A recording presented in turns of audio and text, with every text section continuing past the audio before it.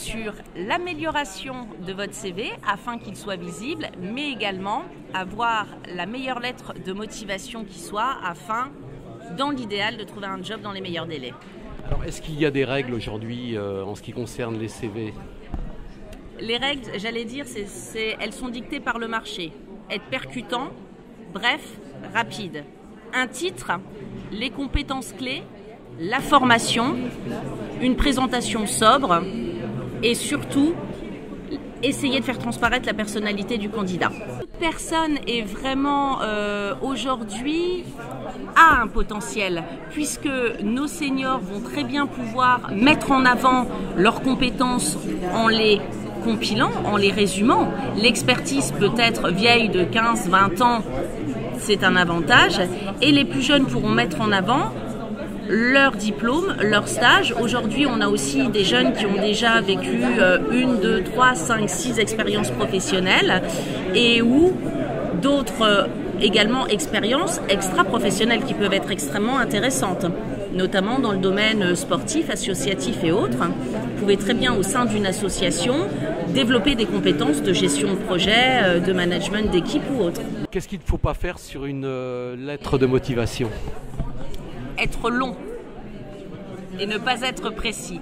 Vous répondez à un poste donné, ne pas envoyer de lettres type, l'adapter à l'entreprise, clair, précis, concis. L'essentiel étant sans doute d'être motivé. Aujourd'hui, le marché de l'emploi a de la place et pour les jeunes et pour les anciens et pour les femmes.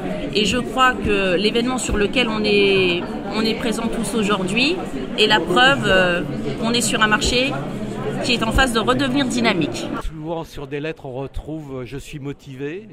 Est-ce que c'est important de le mettre ? J'allais dire ça va de soi, il n'y a pas forcément de religion ou de règles dans le thème, mais si plutôt que de le mettre in extenso, vous arrivez à l'insuffler à travers votre écriture, c'est sûr que c'est beaucoup plus agréable pour un recruteur.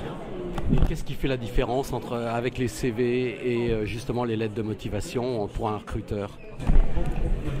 L'aisance et la rapidité avec laquelle on va pouvoir identifier les compétences du candidat. Donc vraiment axé sur la clarté et la mise en avant des compétences. C'est cette présentation, ce qui va nous sauter aux yeux. Ce qu'il faut savoir, c'est qu'on passe 1 à 3 minutes sur un CV, une lettre de motivation, pas plus. Donc, savoir accrocher le recruteur à travers cette clarté et cette précision. Il faut rester sobre.